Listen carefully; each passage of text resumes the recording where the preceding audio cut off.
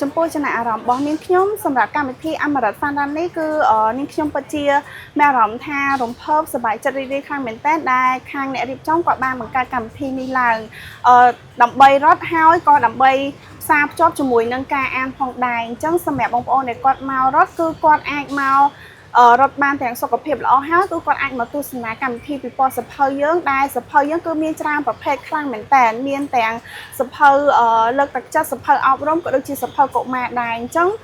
ពុកម៉ែបងប្អូនទាំងអស់គ្នាគឺអាចនាំកូនមកទស្សនានិងទិញសភៅនៅក្នុងកម្មវិធីយើង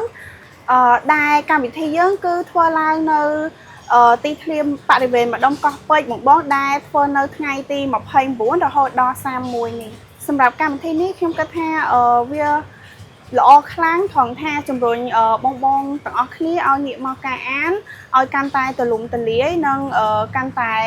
រីកចម្រើនជាងមុនបងចាខ្ញុំពិតជាចង់ឲ្យគាត់បន្តបង្កើតកម្មវិធីបែបហ្នឹងជារៀងរាល់ឆ្នាំបងនិយាយទៅ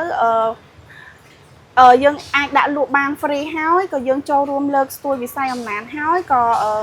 ធ្វើឲ្យបរិយាកាសនៅក្នុងកម្មវិធីកាន់តែមានភាពអ៊ូអរចឹងណាបងចាអញ្ចឹងសម្រាប់បងប្អូនដែលគាត់អត់ទាន់បានដឹងទេគឺគាត់អាចមកចូលរួមបានអាចដើរទស្សនាសភៅក៏ដូចជាមកមើលកម្មវិធីផ្សេងៗដែលធ្វើឡើងដោយអមរិតខ្ញុំចង់ឲ្យបងទាំងអស់គ្នាមកចូលរួមកម្មវិធីនេះបានច្រើនព្រោះអីយើងអាចមកដើម្បីរកទិញសភៅដែលយើងចង់ទិញបាន